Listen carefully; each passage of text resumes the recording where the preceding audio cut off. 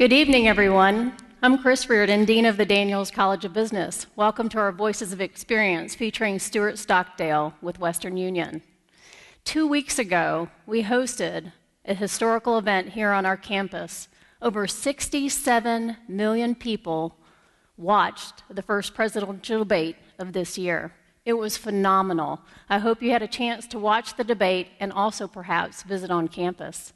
The thing that I was most proud of was the fact that every single one of the candidates, as well as the moderator, continued to mention the University of Denver. As somebody who works here, I was very proud to be affiliated with this community.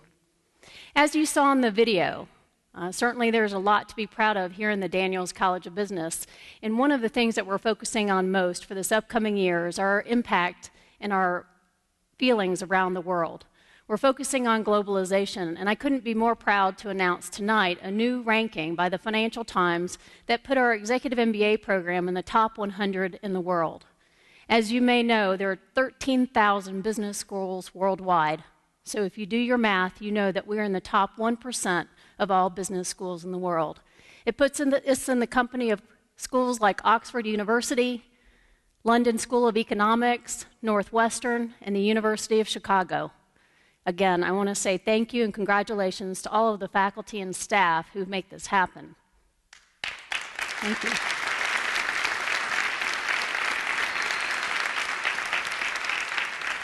I also want to take a moment to thank our sponsors for this event. As you saw, one of the things we are also proud of is our impact on the community. And tonight would not be possible without the support of many of our sponsors. Our in-kind sponsors include the National Association of Corporate Directors, DU Marketing Roundtable, the Denver Metro Chamber of Commerce, and Net Impact. Our financial sponsors include Grant Thornton, Chase, First Bank, CoBank, and two of our newest sponsors, the Colorado Chapter of Financial Executives and U.S. Bank. Let's give all of our sponsors a warm thank you.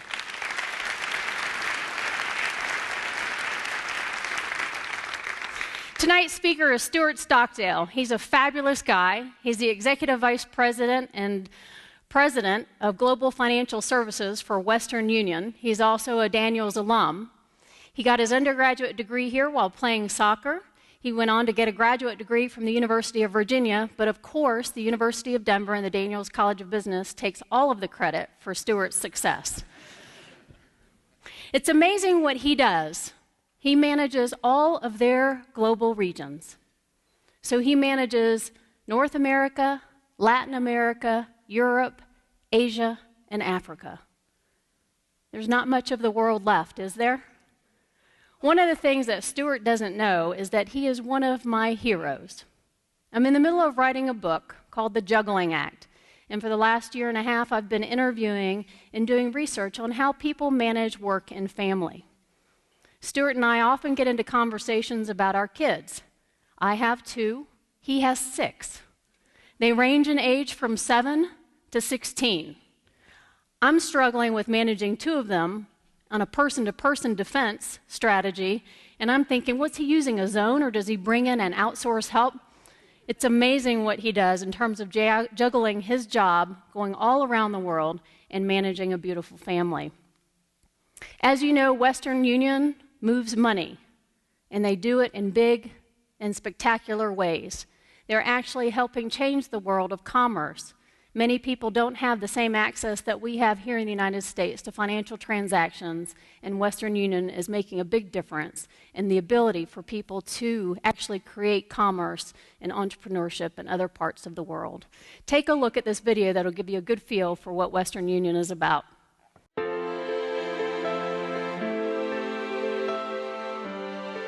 Since 1851, Western Union has been helping consumers and businesses prosper, turning opportunities into realities for millions of people across the world.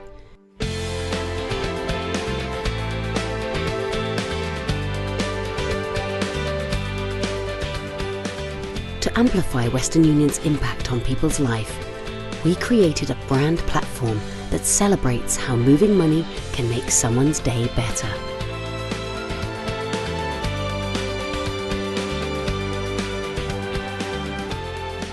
We call it Moving Money for Better.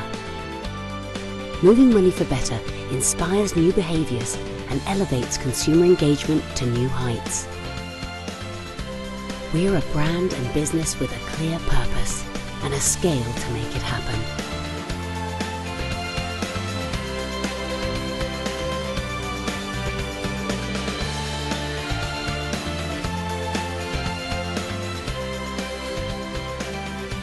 We're Western Union, and we move money for better.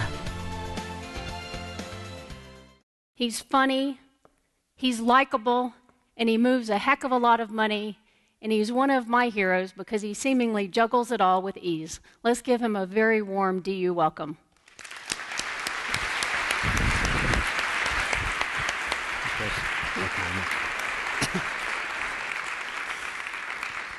Thank you, Chris. Isn't it exciting to be here? I graduated from this institution almost 29 years ago, and I could tell you, we move money for better. What the school has done is really moved DU for the best. The school has become a long, long way in the last 20, 30 years, and I think you should all feel very proud to be closely aligned with this institution. I know I certainly have. I came here, I always think, to get an education, but I also came to play soccer, and I think that the time that I spent at DU was some of the most memorable times of my life. Chris was very nice in giving me a favorable introduction, which I'm sure she's bound to do as I'm her guest. We do have a lot of conversations that relates to children and balancing jobs and life and children. I do have 6 kids. I travel all the time, but I was telling Chris, I don't think I've never missed a weekend away from home.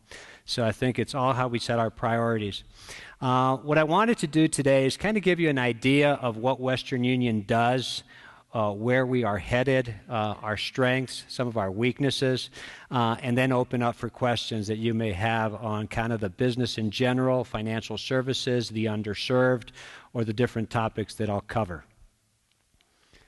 The lawyers asked me to put this stuff for you, so rest assured we are well covered with the disclosure part. If you look at Western Union, we are an institution that's been around for 162 years.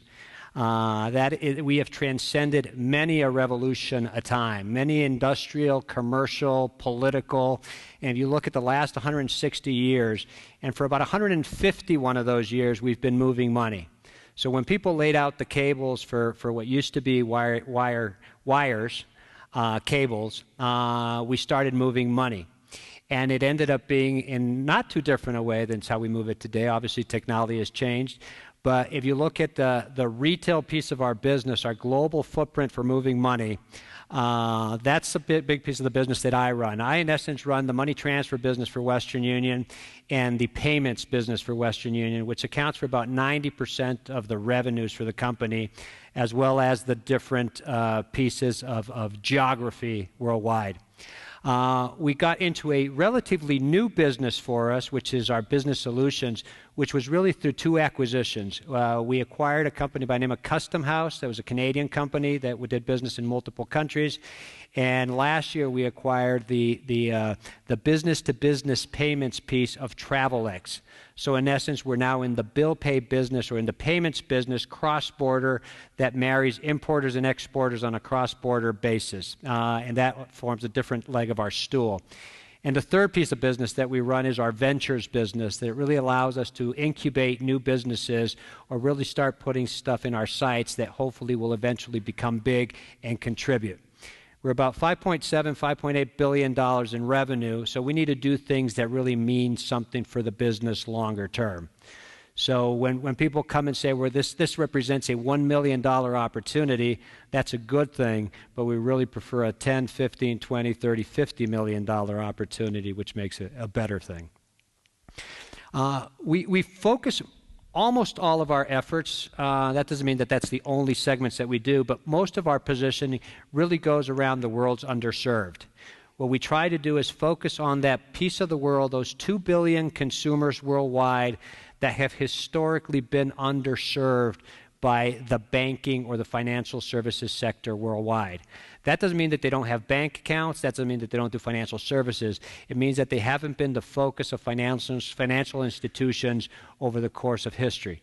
And it's kind of a shame that a lot of other industries have made great progress in penetrating the mass market, yet financial services has, to some extent, failed. Western Union is uniquely positioned at going after that underserved 2 billion person market worldwide.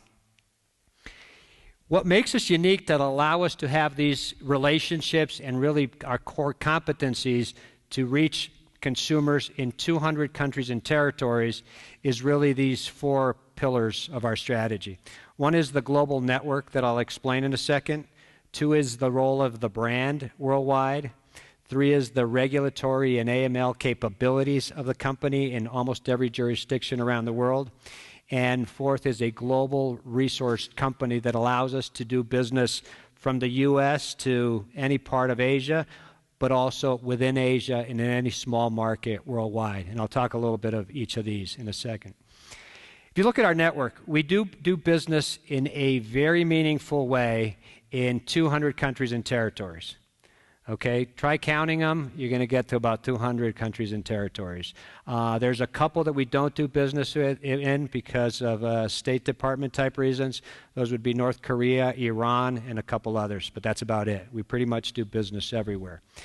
We call corridors when people send money, when somebody sends money from New York to Kenya, we call that a corridor. And so we do about 16,000 corridors. And if you think of, we have 500,000 points of presence worldwide. Any one of those points of presence gets sent to another location. So we've really made moving money ubiquitous worldwide for the consumer population. And with all the technology that you hear today, most of that business is still moved through people interaction, financial institutions. Sometimes it's account-based, but many times it's still cash-based, and I'll explain that in a second. I talked about 500,000 locations. If you take all the Walmarts, all the McDonald's, all the Burger Kings, and all of those different brands that you think of so highly every day, and you add them up together and multiply them by 3 or 4, is what would be the reach of Western Union across the world. And we'll talk a little bit more about that.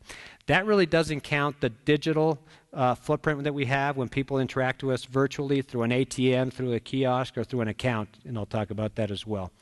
We deal with big brands, brands like the Post, the China Post, the French Post, the German Post, U.S. Bank, Banco do Brasil, Banco Nacional de Mexico, and so forth. So our partners are some of the largest global institutions that allow us to touch the product from point A to point B, in essence using other people's resources along the way.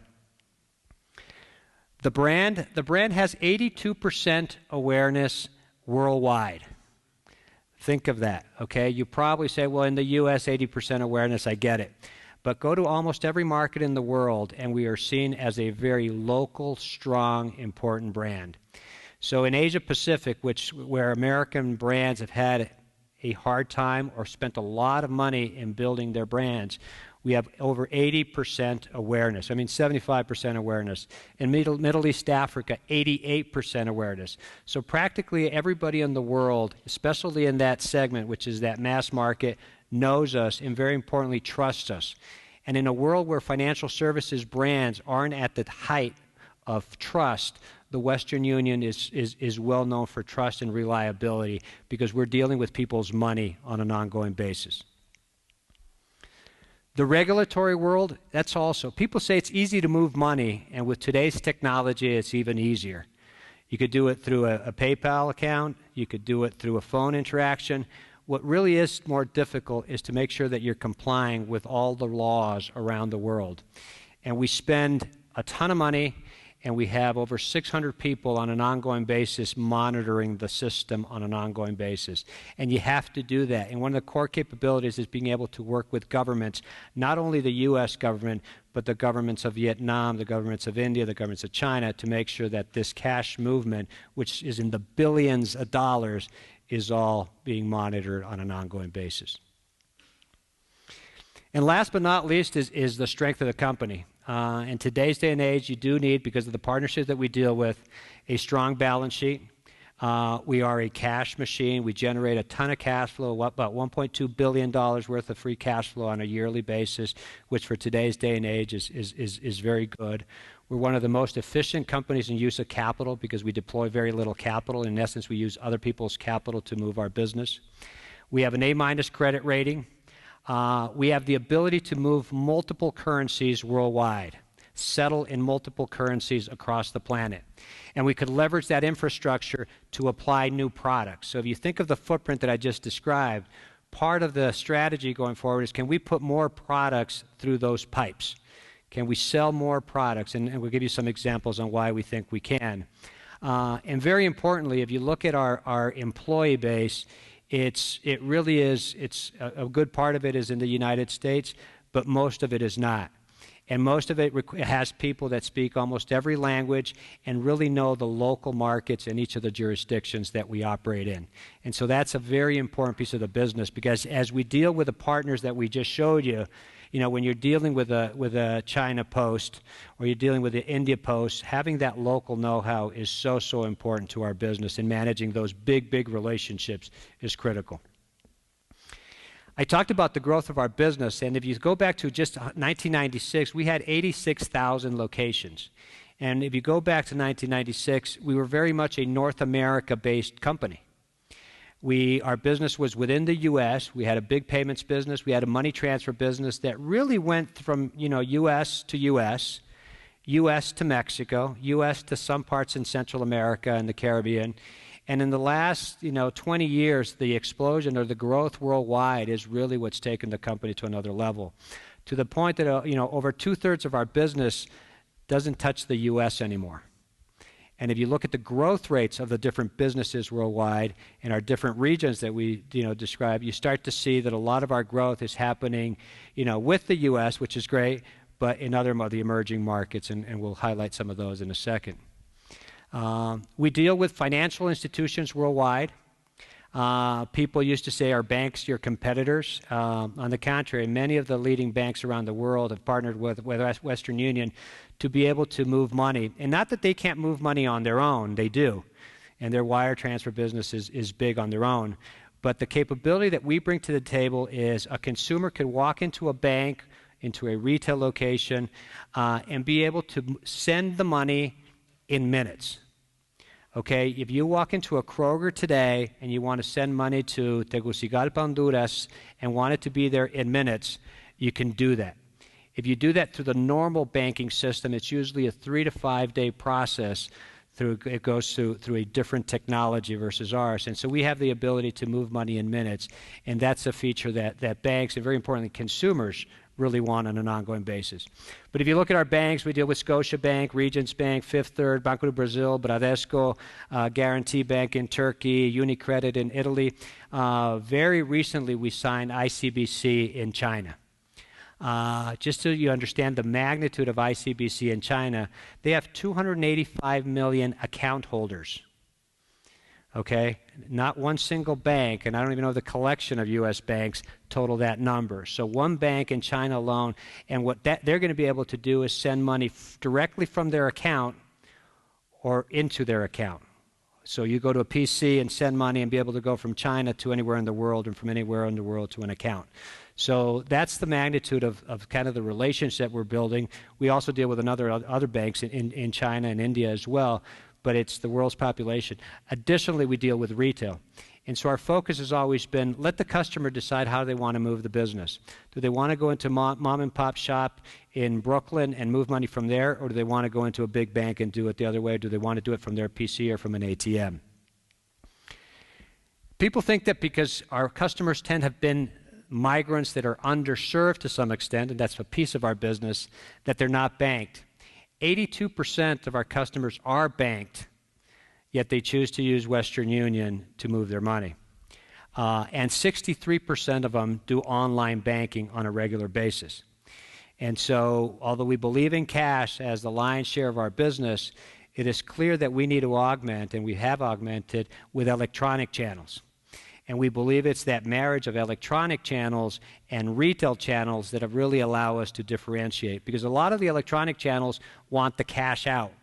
If you think about it, when you move money and if you keep money in an account and you can't pull it out, in many of the markets that we send money to, people still want the cash. And so it's that combination of cash and electronic as far as money movement and how people manage their personal finances that we think is the right combination. Obviously, we have the retail. We don't believe that anytime soon anybody's going to build the retail network that we have. And we're running fast to augment an electronic network on top of it because of these reasons. People do want to get service from bank accounts to a phone, to a telephone, from a kiosk, from an ATM.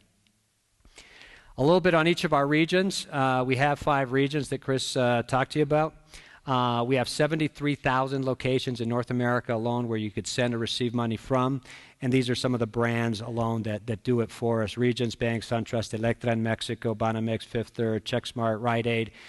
So it spans multiple classes of trade. We don't only deal with financial institutions, but if you want to go to a drugstore or you want to go to Kroger, you could do it. And if you see every one of the King Soopers in Denver alone, you see the brand.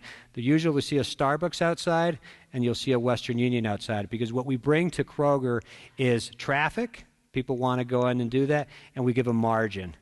Okay? Most grocery stores don't have 25% margins, and so our product gives them significantly higher margins than their traditional product.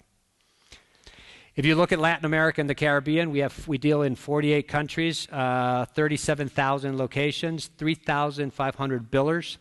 What that means is that we not only do the money transfer business, but in markets like Peru, Panama, Argentina, and now in Brazil, we're starting to get into the bill pay business. And most people in Latin America don't write their checks and do it the way you do it here. Most people go to a location and pay their bills and get stamped and get sealed. It's very sophisticated. We do it in about 15 seconds a transaction. It's all electronic, but we have bill payment is a big category for us, both in the U.S. and in South America, because we have the capability to pay same day. When you pay your traditional bills, usually it takes 3 to 5 days to pay. It's a batch process that takes time. Our capability, because the same technologies that we operate in, the relationship with those billers allow us to pay on the same day basis. We also now have mobile contracts, and you see that. We're starting now to sign up a lot of the mobile operators in the region so that you could send money to and from phones. And I'll talk a little bit about that in a second. Europe and CIS, 53 countries, 140,000 locations. UniCredit, Postbank, Guarantee Bank, DHL, PayPoint, and so forth. And so you probably just have to walk a couple blocks somewhere to really be able to find a place where you could send money. And I always say we want to be more like Coca-Cola. You could buy a Coca-Cola pretty much anywhere within a radius of a mile, and you could do it at a hotel, you could do it at a vending machine, you could do it at a soda fountain, you could do it in so many different ways, also at different price points. And so that's our point of view. We wanted to be able to send money anytime, anywhere, to any place on a real-time basis. Middle East Africa, it's been one of our fastest growing regions in the last few years. The big send market is the second largest sender of money in the world is the Kingdom of Saudi Arabia. United Arab Emirates is also a big money sender. They bring in tons of people from all over the world to help work in their economies. Africa is a big receive network for us. It's, we divide worlds into who sends and who receives to make it simple. In truth is they're all a little bit of both, but generally speaking, that's how we do it. And Africa is a big receive, and really the growth within Africa itself is something that we've been focusing on our own. And you see that the outbound business is 43%. The inbound business to that region is 54% of the business. Asia Pacific, we've got 40% of our locations around the world are in Asia alone. We have 44 countries and territories. They've got, I think it's 4 out of the 5 largest growing not only economies but remittance businesses in the world. And so part of the growth in really getting locations, we have 100,000 locations in India alone. And so if you look at India, where a lot of U.S. companies have had a hard time breaking into, we've been able to break in and really become a local player in India. We don't do all of the products and services that we want to do there yet, and we're working with the regulators to allow us to do more, but that's part of the process. They want to make sure that you're a local, that they trust you, that you're in their business for the long term, and obviously our brand really helps their country, so it really has been a great win-win for all parties involved. Our priorities for growth is continue to win the retail side and augment it with the electronic side. Customer experience, making sure that every single customer, remember that we capture data on every customer as they come in through the transaction or on the payout. So making sure that we know who you are, what you're doing, are you using us 1 time, 3 times, 5 times, loyalty, usage, customer experience, all of those become keys to our growth longer term. Adjacencies, and I'll talk about it in a second, is when right now I've explained very much a horizontal business, country to country. I'll talk a little bit about what we're doing in local markets to really go deep in those markets.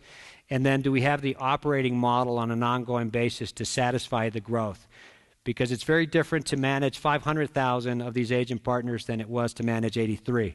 From a compliance, from a regulatory, from an operations, from a customer service, from every single way, are you fit for growth, in essence, becomes part of the challenge. We deal with customers every way that they want to deal with us, through retail, through banks, through telephone, through ATM, through mobile, online, prepaid. And key to that is we want to make sure that we're tracking you in any one of those touch points. And we've been a legacy company. If you think about it, we've been a retail legacy company that operated more like Coca-Cola than we did financial services in that sense, because people did a transaction and they mostly did it at retail. But now if they do it over the phone or if they do it over the internet, you want to make sure that Joe Smith is Joe Smith multiple times in one time, that we're dealing with the same Joe Smith or John Smith or John S. Smith. You get the picture of the challenges along the way. As far as technology, we talk about innovation, but we need to make sure that we're always looking at innovation at the point of sale itself. So this is a project that's dear to me because when you go into do a transaction, we usually deal with third-party frontline associates who do not work for us. And so we train them and we spend time making sure that the customer experience is satisfactory, but we don't control those people. And so to the extent that we could put technology in that facilitates the transaction, makes it easier, faster, and by the same token advances the transaction, allows us to make some progress along the way. And this is something that the airlines did. Not everything that the airlines did has worked, but certainly the check-in piece is something they spent a lot of time in, and the technology at the point of sale does work for them. We're also spending a lot of time on branding. And if you I remember I told you most of the locations aren't ours, yet many brands out there's many big brands that you saw are willing to put our brand to coexist with their brand because they love our brand. Okay, so if you go to some of the banks that I mentioned, or if you go to the post offices that I mentioned, or the supermarkets, they'll coexist to the point that some of the smaller retail locations are willing to put Western Union all over their store. Okay, and they carry badges and personal IDs that say Western Union because they love the affiliation with the brand. The same thing happens as we introduce new technology into those locations that we're branding it. We're not a franchise model where that franchise only works for us. You have to remember that a lot of the people that we're working with are selling other products as well.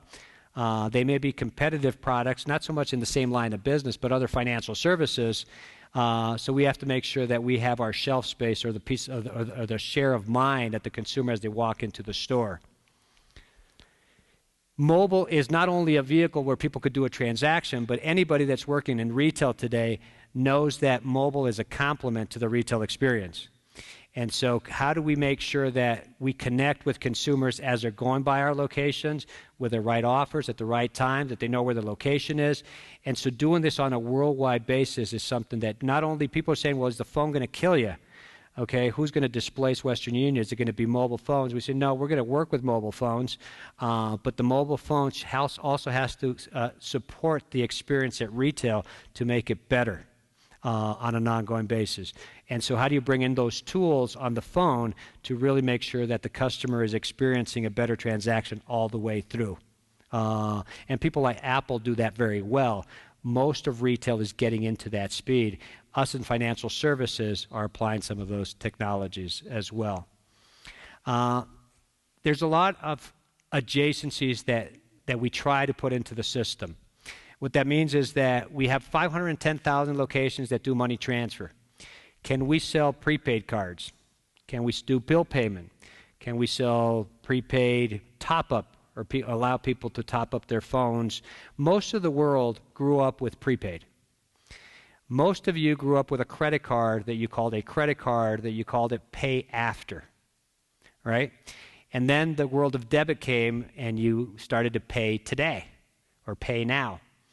Most of the world, in most of the business that they do, they pay before. So if you're an operator and you have a phone system in Mexico, Telcel, which controls the business down there, you pay as you go along. They don't give you a month of credit, per se.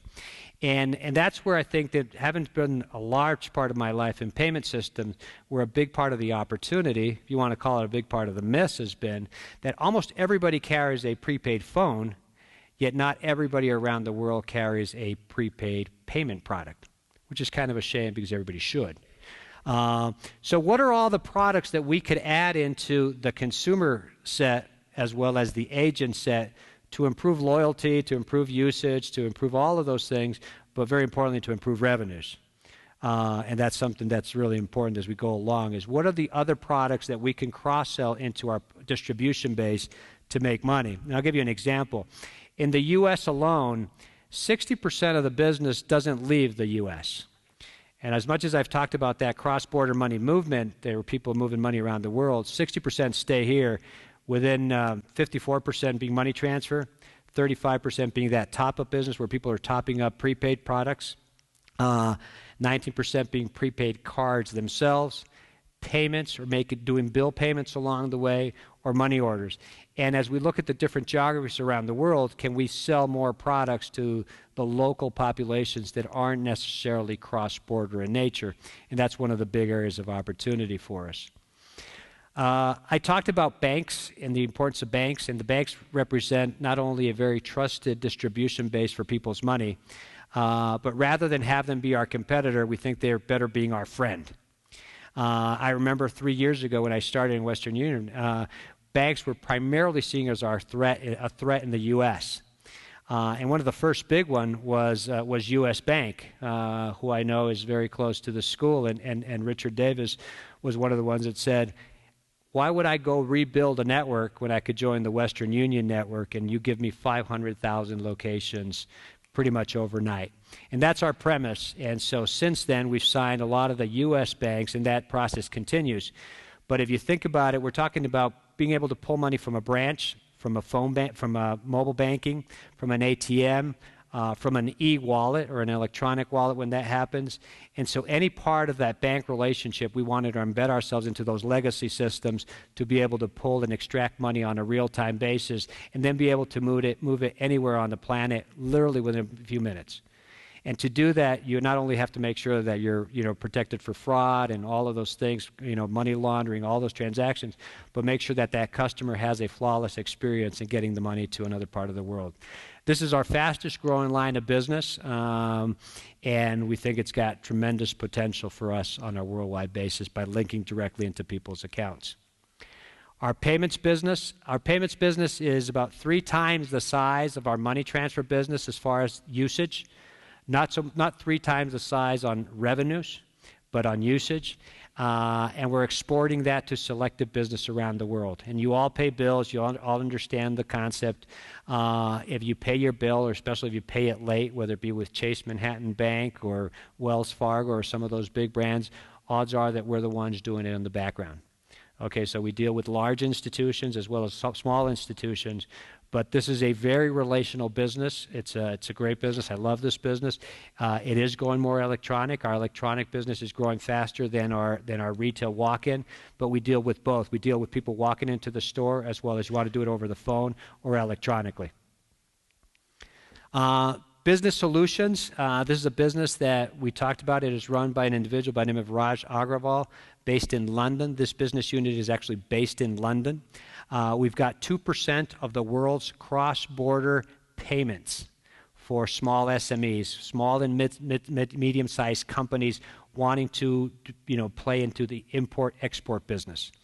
It's very much a foreign exchange business.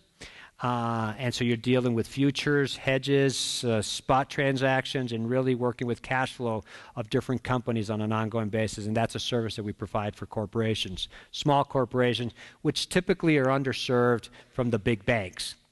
We have presence in 25 countries, and part of that objective is obviously to grow it and follow the same roadmap that Western Union followed to get us to 200 countries. And we deal with 135 currencies in 200 markets. So you could send the payments anywhere within those 135 currencies that we manage on a daily basis. And if you take both of our businesses, you take the money transfer business and our payments business, we're one of the largest managers of FX on the planet on a daily basis. We settle daily with some of the biggest banks in the world, and you never hear of the issues in our settlement. It's just something, it's all electronic, but we have people that are buying and selling on an ongoing basis, similar to a trading desk, if you want to think of it that way. And the last segment that I'm going to talk about is our ventures business. These are our growth businesses. These are small today as far as revenues, high in visibility because of what they could represent. And so if you look at our digital business, could we be big in mobile? Can we be big in electronic? Can we be big in all of these categories? Can stored value? Are you going to store money on your phone? Most of you have a PayPal account. That PayPal account, similar, that could end up in what we call an M-wallet or an E-wallet and allow you to carry money on a phone or on a card. And could you transfer from that phone, or could you make a payment from that phone? And everybody's talking about it. You hear about M-wallet, you hear about Google Wallet and Yahoo Wallet, and everybody's wanting to get, because the people that manage the money manage the purse strings. And so not only Western Union, which has been a piece of our pie, you have a lot of large companies that are very excited to get into payments or into money movement because of the attractiveness of the cash in consumers' wallets. So that's a business, and I'll talk a little bit about that and talk last about ventures in a second. A lot has been talked about over the last few years about mobile, both from an offensive or a defensive measure. For example, is the mobile phone going to kill Western Union? On the contrary, if you look at all of these operators and many more, all of those partners are joining Western Union to be its money transfer provider. The best example happens to be in Kenya. Okay, if you go to Kenya, there's a brand called M-Pesa. Most of you have not heard of M-Pesa, but M-Pesa has the brand awareness, I would guess, because I was there and I saw it, of Coca-Cola in that market. And what that was Vodafone, which is a large mobile operator, and Safaricom, which was the local government phone company, got together to form a payments company. So with your phone in Kenya, you could go to a local market and buy rice and pay for the goods and services with your phone. So it's more advanced than most Western countries because they completely bypassed the entire payment structure and went directly to a phone. Not every market is going to develop that way, but that was the perfect storm because you had a Safaricom that controlled most of the market and Safaricom that had a great technology to be able to bring it together. And pretty much every individual in Kenya moves money through that phone. So now what we do is we now work with M-Pesa. If you're in London and you want to send money to a loved one, you could send it to the bank in Kenya, or you could send it directly to the phone on M-Pesa phone, and then people could then either pay with a phone or take cash out of the phone itself. So phones are important. They're an important part of our arsenal and will continue to be so. A lot of noise around it, not a lot of transaction volume happening in North America or even in Europe for that matter. Most of it is happening in small markets like Philippines. I talked about Kenya, but Tanzania and others have similar programs that are brewing. Smartphones, everybody's going after the smartphones. You've got banks that are downloading their own apps that we'll be part of. You've got the mobile operators that are doing their own transactions, and you've got Western Union bringing down our own apps. So you could go down and download a Western Union app and then send money directly from your phone. What I just described is you have three different entities, the banks, Western Union, and the carriers, all making a play for who's going to control the purse strings within the phone itself. We participate in all of those three scenarios. But it's clear to say that your phone is going to change dramatically over the course of the next few years, and money movement will be one of those key ingredients for it. WooPay is a very recent product that we just acquired. We acquired a company out of Canada called eBillMe. In essence, it's Western Union making a play to get into the online payments world. Similar to PayPal, where you pay with a PayPal account, WooPay is similar in fashion that it's an electronic channel WooPay will be the brand, and we already are up and running in North America. We've got a number of large, acquirers or companies that now take us as a form of payment, and so more to come on where this goes. But it really allows us to branch out in more of the day-to-day payments vehicle to compete with some of those bigger brands, whether it be MasterCard, Visa, PayPal, not at the point of sale on the physical world yet, but really on the electronic world today. And so more to come on that. It really is an account-driven transaction, so it pulls from the account to pay and settle for whatever you purchased, and it obviously provides a benefit to the acquiring merchant to accept your brand. I talked about stored value. I've been passionate about stored value because I think that the world of prepaid is really an untapped vehicle worldwide. Okay, if you look at a market like Mexico, you have 110 million Mexicans. You probably have 7 to 10 million credit cards in a market with 110 million people. So the opportunity for prepaid or people that are underbanked and don't have a payment vehicle in a market like Mexico is huge. If you then take that and go down to Nicaragua, and you go down and take that to Brazil, and you take that to the rest of the world of prepaid is phenomenal. And we've launched in the U.S. about 2 to 3 years ago. We're approaching 2 million cards in the U.S. We just launched in Central America. We're launching in Philippines. We launched in Europe. We're launching in Jamaica. We're launching in Brazil. We're launching in other parts of Latin America and the rest of the world. So prepaid, more to become, but it really allows us to send money to a card, from a card, and really then have a billboard in the wallet for this world's population, which is huge in numbers and vastly underserved. And last but not least is the role that Western Union plays within the social cause. I've never worked for a brand that is more social in nature. Okay, if you look at the amount of money that we send to Haiti alone, Haiti is a market that relies, don't quote me on the numbers, but my guess is about 40% of GDP of Haiti comes from remittances. Okay, and we've got the largest share of money that's going into Haiti, so we're a key contributor to the economy of Haiti. And when the earthquake hit in Haiti, we were the first ones to be there, take all of our fees off, and really allow what was really a crippled infrastructure to open up, work with security. We took out the fees, which means that the people in the market weren't making any money either. We made them whole on that and really allowed the country to really start recovering by bringing cash into those economies. And if you don't think of that, even a market like Mexico, $23 billion go into Mexico.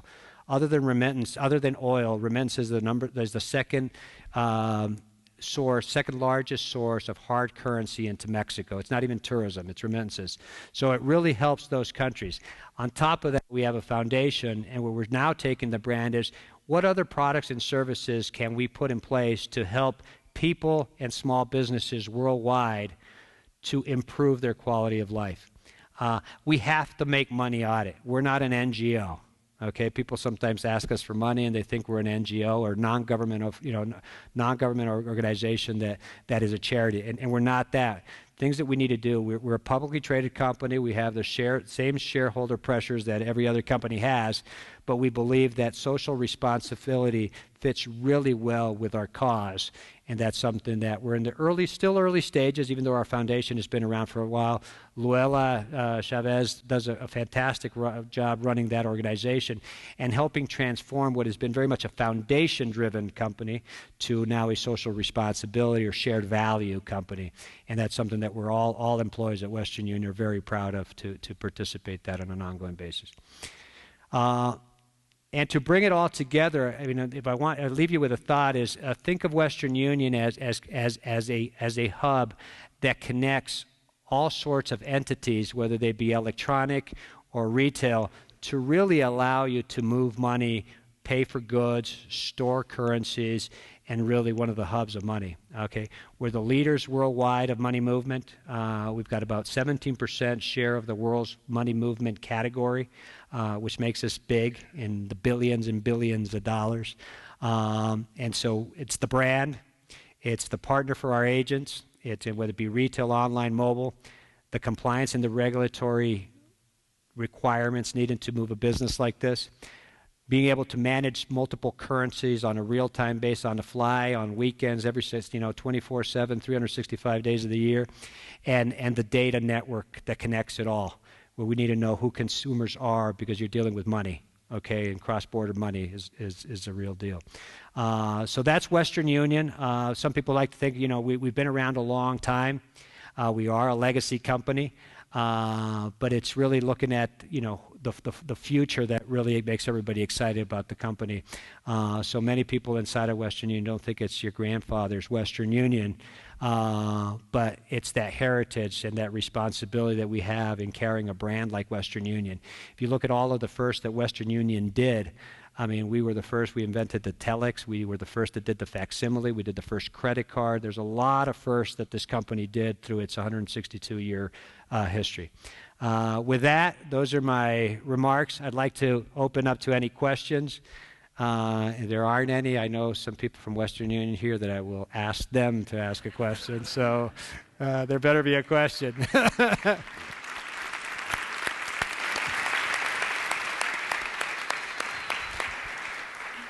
I know, I wanted to get to you first. What words of wisdom would you have to a current DU student on how to succeed globally at the beginning of their career? I was really fortunate because even though I came to DU and I got my degree out of DU and I played soccer, probably not necessarily in that order, I was fortunate that I grew up in Mexico, okay? And and that gave me language and gave me culture and so forth. My father was a city banker, and it allowed me to spend time overseas and then back and forth from Connecticut. But I got that under. So when I got my first job, they sent me to Mexico, and it was a logical. I didn't necessarily want to be in Mexico, but it was a great first start with a great company. And I would ask everybody to look at what's your competitive advantage. There's a great book named Outliers that really, you have to be at the right place at the right time, but I think that people really need to differentiate what are people's competitive advantage. And I think in today's day and age, if I told you Western Union's story that 2/3 of our business is now outside of the United States, you're going to find a lot of U.S. companies wanting to grow worldwide. And so do people speak different languages? Have people spend time overseas? And I don't think we're great as a nation in doing that. Most Americans don't speak different languages. Most Americans don't spend meaningful time living overseas. I mean, they travel abroad and that sort of thing if they can. But those are the type of things that I would urge most kids to do these days. And it's not just American kids, because I think in today's day and age, every American kid is competing against great international kids for college entrance, for jobs, for everything. And it really is a global workforce. So finding people's competitive advantage and exploiting it, and then making sure that you're at the right place at the right time. And you have to be a little lucky, but I think you have to make your luck along the way. Hi. That was very impressive. Thank you very much. Not to put a downer on it, but what are some of the threats that your business faces? You talked about a technology advantage over banks. And I'm just curious what some of the external threats are that you face. It's clear when you're the largest in the category, and we've transcended. We're a historic legacy brand. People tend to ask us, "Who's going to kill you?" Right? And are you going to be like Blockbuster? Are you going to be? Think of all the great brands that don't exist anymore. Okay, think of Pan Am. Well, why did Pan Am go away? And why did Blockbuster go away? Why wasn't Blockbuster Netflix? Or why didn't Blockbuster take its retail and invent Netflix, right? And there's a lot of, and why did Pan Am displace itself by better, cheaper, faster carriers or whatever it was? And people ask, I think people say almost to a T that electronic will displace us. Okay, and I'll give you a small example on why I don't think that will happen, or we shouldn't let it happen. There was a company in Canada called by the name of InStream, and they got created by the three telcos, Bell, Rogers, and Telus, and they had 98% of the market for the phone business. And they announced that they're going to get into the payments business and be able to do money transfer. And people immediately said, well, they're going to kill you. Because with 97% market share on the phone and a competitive advantage, they're going to really eat your lunch. Whether it took off or not, people assume that it will, right? And 3 months later, 6 months later, our general manager in Canada calls and says, look, I'm in hot pursuit of this company by the name of InStream, and they're going to sign a deal with us because they want us to be their provider. So that's an example of somebody that's a competitive threat. If you stick your head in the sand and say they're a threat, we're going to fight them with our traditional way, and not willing to go there, then that may be the answer. But they in turn, it turned out that they didn't really grow that much, and it really hasn't taken off to the extent that people thought. But from an offensive perspective, if they grow with you, and if they don't, you didn't lose anything. So I think Western Union is willing to say, we move all channels, and sometimes it's tough conversations because when you're dealing with the retail guys, they say, well, why are you doing electronic? Right? It's kind of the old insurance guys. When you deal, if you had an insurance force that was a personal sales and you dealt with the internet, you were being disloyal. In our case, we made it very clear that we'll deal with any technology. But there is no shortage of people that say, well, will Google, will Facebook, will they get into the money transfer business and dislodge them? So there are threats, and we take them very seriously.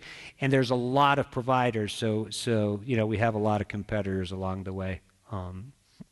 It's a good question because that's what analysts and investors have on their mind. And usually when you start a meeting, they start with that question. They don't end with that question. They start with that one. Okay. Thank you. Hi. First of all, Mr. Stockdale, thank you very much. On behalf of the students here, I'd like to say that it's been inspiring to see business leaders like yourself stay involved with the University of Denver, so we appreciate it. Thank you. My question is with respect to Western Union's strategy moving forward. You mentioned several M&A transactions that you guys have gone through, and also how you've tried to grow your business organically by seeking out new geographical presences and new relationships. So I'm kind of wondering, moving forward, I guess what the focus is on, expanding into new business lines or kind of growing organically based off of your legacy offerings? Okay. It's a great question. If you look at our money transfer business, we don't call them acquisitions, but we do a lot of deals with bringing in new partners all the time. They're really not an acquisition, but we look to grow that. So that 500,000 locations will continue to grow through every channel possible, whether it be electronic, whether it be retail.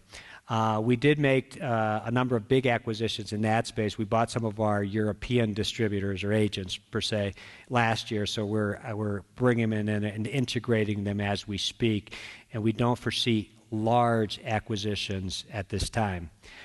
We did make 2 large acquisitions on the B2B space. Okay, the TravelX, that was $1 billion acquisition, which for us was fairly large. And now we're integrating that and needing to prove to the street and to all that we can now manage these businesses and grow them. The street doesn't give you the same credit that it did years ago for acquiring. Okay, and in fact, most acquisitions tend not to work. Okay, so I don't think that the street in today's environment is all that gung-ho with using a lot of your disposable cash to make acquisitions. If they're strategic in nature, and of course if you're growing 20%, they give you the credit because you're already growing 20%, and so you factor that in. But right now, right now we don't foresee large acquisitions. We'll make smaller type acquisitions along the way if they make sense, but not to the max. So right now it really is about trying to get organic growth. And now that we have the system, we have the scale, because the thinking is always that you already have the fixed cost of managing a large network. Anything that you add to it should be more efficient along the way. But that's where we are today. Not big ones in the foreseeable future. Okay. Good. You talked about global compliance. What has been the impact on your U.S. business of Dodd-Frank? Well, Dodd-Frank has not been implemented, okay? Dodd-Frank starts on February 13th or 17th or 7th, okay, to be exact. And we're counting every day to it to make sure that all of our systems and all of the compliance measures are in place. So I can't tell you what the impact will be. I'll tell you that we hope that over time it becomes a competitive advantage for us, as all regulation does, because if you're in front and you have the resources to implement it, do it well. What I like about it is it's equal for everybody, per se, so everybody has to kind of follow the template.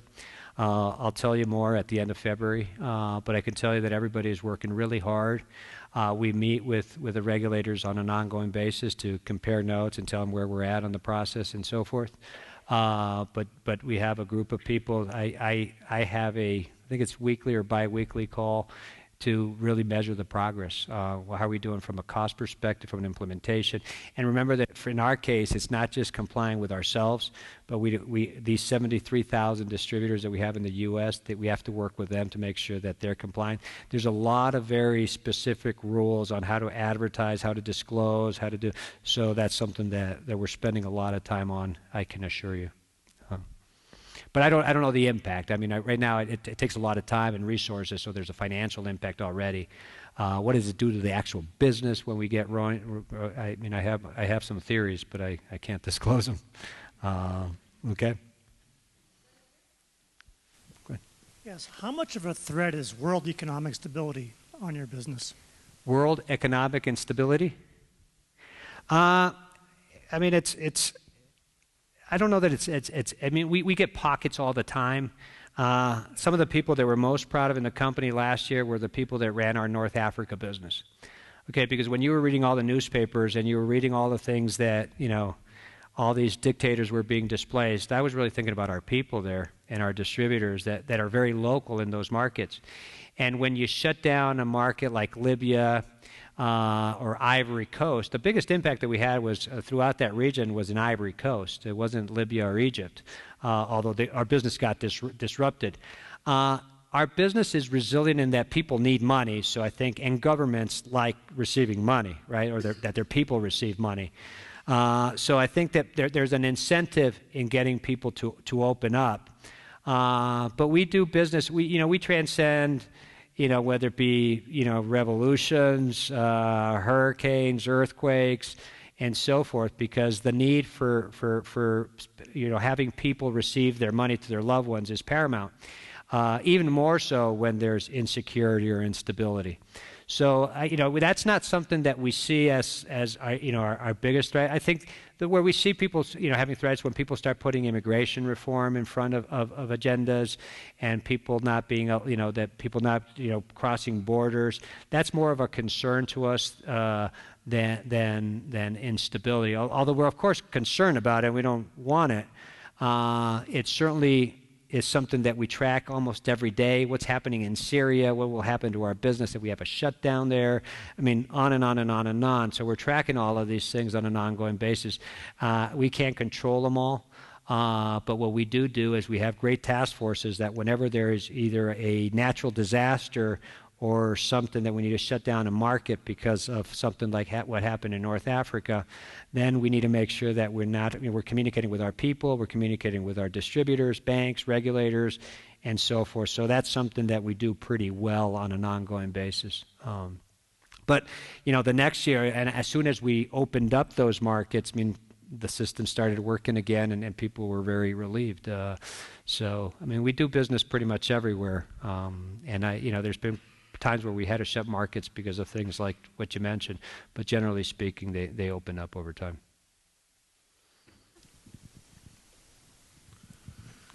Sir, disclosure seems to be an ever-growing pressure of the regulatory environment in all aspects of financial services, fee disclosure, expense disclosure, contractual legal disclosure, and so forth. How do you, in a fast-paced transactional financial services business, manage that? Well, and part of that's Dodd-Frank too, okay? And there's a lot of disclosure information in that law. And there's no secret as to why when you go and get one of our receipts, they look like a puzzle, because we have so many disclosures and we have so many lawyers that are looking at all of those disclosures. And the key is, how do you make those more relevant for people, right? And how do you make that, you have to remember that you're dealing at a point of sale, and you've got disclosures at the point of sale, and then you've got receipts. And that's something that it's a challenge, and we have to do it across multiple countries, okay? So this is not just being able to disclose what we're doing in the U.S., but remember, where we're sending different places, we have different fees, we have different FXs, our grid table, it varies by market. It's a challenge for us. That's something, Dodd-Frank is addressing quite a bit of that. not only all the way to the font size and all of the different type of disclosures, the fees, the taxes, and so forth. So that's being addressed. The complexity is more on how user friendly is all of this stuff all said and done over time, and then multiply that time to 200 countries and territories and multiple languages within countries.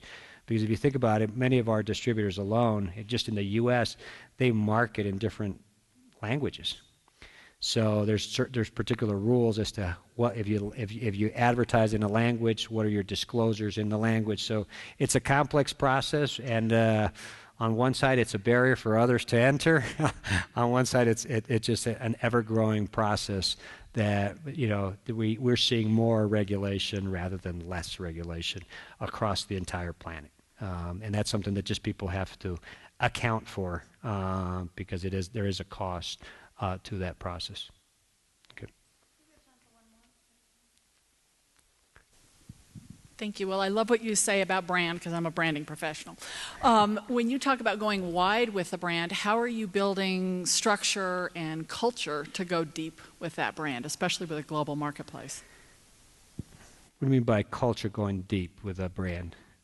Extending that brand across multiple different countries and experiences, knowing that you're a technology, well, if you look at our brand, I mean, our brand has been I would say it's our number one asset worldwide. I mean, I would venture to say that we're the most global financial services brand on the planet. Okay, and not because HSBC and Citibank aren't great brands, but in Peru, very few people use Citibank. Okay, while in Peru, a much broader piece of the population uses Western Union. Globally, we're primarily known for money transfer. Most of the world, we deal with one product. Okay, and as we build those building blocks, in the U.S., it's one of those markets where people understand, I could go into a Western Union location and do money transfer, money orders, prepaid, and so forth, and they understand that. And the brand is elastic enough that in financial service, we could cover all of those segments. As we go into other countries, the challenge isn't so much in will the brand support it, is what products and services, when you see a Western Union sign there, are in that store when people start to cross border. Because if you go to an Apple store, you kind of know what you get, right? I mean, they're very good at that. And you go to McDonald's, you kind of know what you get. Well, what we sell in a Western Union location in the U.S. may be different than what we sell in a Western Union location in Venezuela. So I think those are the type of things that we think about all the time. What is the Western Union brand? Does it mean that you could send money in? Does it mean you could send money out? In some markets, we're not allowed to move money within the country.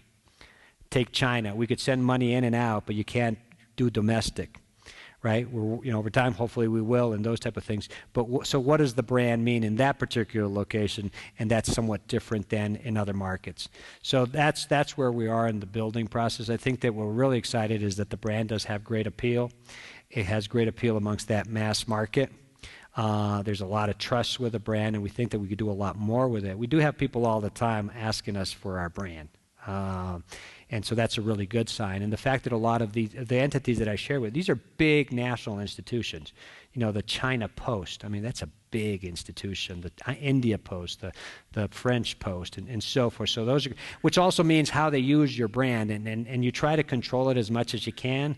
But since we're not a franchise, there's always a room for latitude there. But generally speaking, we like being associated with these big national local brands. And it's that marriage. Think of all the trust that you have in China when you're next to the post office. In most markets, the post office is the most trusted brand or one of the most trusted brands. And so generally speaking, we're seen as a very local player when we deal with it. But it's a really good question, because I think not only that, but I think that the culture question, it goes beyond. We're a money transfer company, and as you start to add more products and services, people wonder, well, how do all these other products and services relate to the brand and primarily relate to what am I doing within the brand type of thing? So it's a good question. Okay.